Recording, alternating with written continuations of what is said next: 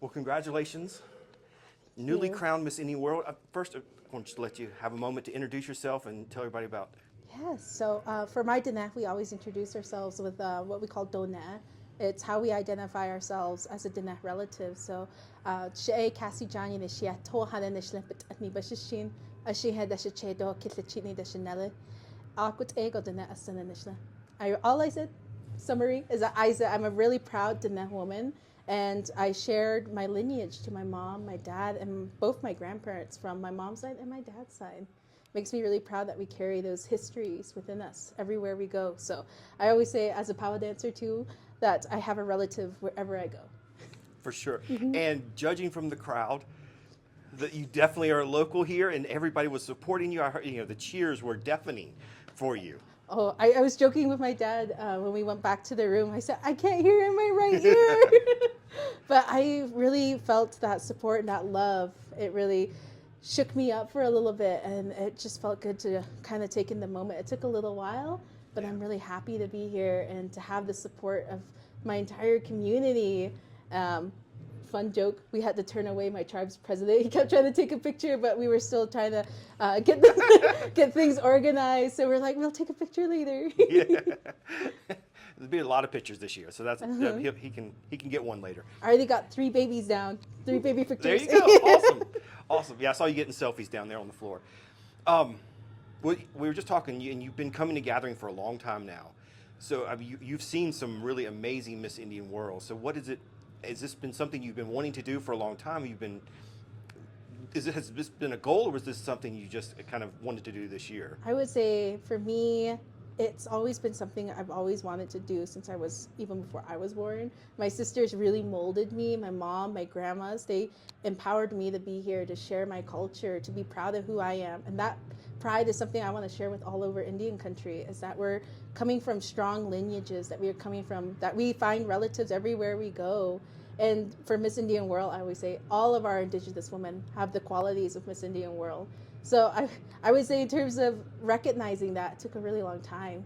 And for me as a kid, watching all of these strong, beautiful women experience and share all the things that they're compassionate about, like language preservation, cultural self-esteem, and empowering our youth, really inspired me for everything I did. Inspired me when I was in college.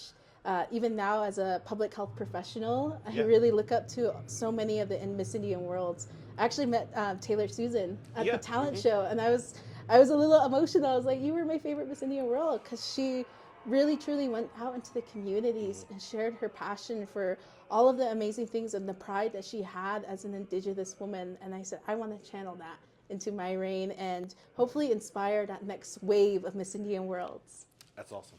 Well, that's cool. Now, I've stuck a couple looking at your Instagram and some of your stuff online. I see you're an artist and you're doing some things there. Tell us a little bit about what you've been doing online with that. So I'm a multimedia artist. Yeah. I've done so many things. I really truly love the creative energy that brought me up and made me who I am. My mom and my grandma, I would say I'm probably like 7 generations of rug weavers for my Diné people, where they did these elaborate designs, and the compassion and love that goes into each piece of, like, each symbol has a meaning. It has something that ties us to our relatives, ties us to the land, and ties us to our ceremonies and our language. And as an artist, that's really what grounds my work. And I like to try to challenge the identity of being an artist. I think everyone's an artist in their own way, that we are all in some ways a creative thinker. Some of the Indianeers, a native engineer, I would say they're artists as well, because we all, as Native people, to be resilient, we had to be creative. And that's how we are here, and that's why we're so proud. We have all this beautiful regalia that we create so much symbolism and meaning, and just identifying ourselves through our pieces that we wear. So as an artist myself, I always try to channel my energy into different mediums. So I like to do a lot of digital drawing, beadworking. I'm trying to learn how to rug weave, learning here and there my own tribe's traditional ways of doing artwork, because those creative energies are powerful. And I always say that with my mom, because one of the teachings with our rugs, and one of the teachings that we have with all of the regalia I'm wearing today, is that you leave a piece of yourself in there. So as an artist, your impact is big in everything that you create. Yeah. Well, you're at the beginning of this long journey you're getting ready to have, and I've been fortunate to talk to some Miss Indian Worlds, and it's really fun to talk to them the year after and see what happened with everything in front of you. What are you looking forward to, and what are you expecting out of your year as Miss Indian World? So I was talking with some of the girls, my Indigenous sisters who were also running for Miss Indian World. They have all the qualities. I feel like we all are Miss Indian World in our own way. And the thing that we were joking around about was saying, I was asking them what their favorite traditional food was from their tribe. And I said, I need a res food tour. So that's one thing I would like to do is like go out to all the communities and just learn more, because one thing I've learned is that being an artist, being someone that enjoys food, being someone that enjoys hearing about people's stories, it really takes those one-on-one interactions to learn more and to be present and to know that those things that you share are sacred and that you become that person, that caretaker. And that's why I really like Pow Wows. I learned so much from different tribes, different backgrounds. Right. And that's one thing I really hope with Miss Indian World is to travel and to learn more about communities of my own, but also showcase my Diné culture and teach people. One of the opportunities that I had that I really had a very deep connection was with the Australian delegation, the Aboriginals. We had like a breakout session, a little discussion forum with them, and we got really vulnerable. I got vulnerable. I was joking. I said, I never cry. I shed one tear. I said, that was really sacred. And it was so powerful to hear the ways that they are trying to promote their culture, their resiliency, and how they were looking towards us. And I told them, I said, your impact is so big. All of Indigenous people's impact is so big. It's just that sometimes it gets lost in history. So I felt so moved in that moment. I gave her a piece of turquoise for their safe journey back home. I said, these are what my tribe uses for protection, what we use to give our prayers up to our Creator. So I said, all your hopes and dreams, I hope they travel with you as you go back home. Yeah. And I was really honored. I kind of cried. We both cried. They gave me a little piece of their basket right here. You can't really see it, but I carry it with me now next to my medicine pouch. That's awesome. So I hope to have lots more things tied to my belt. Yeah. Well, you mentioned spending time here this week as part of the Miss Indian World.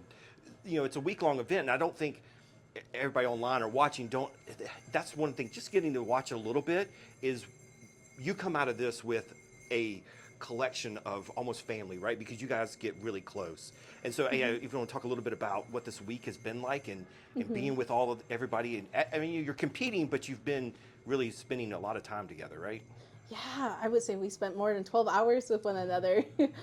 One of the things that I really enjoyed about the pageant is the change in energy, the change in tone, the change in how we are really Indigenous sisters.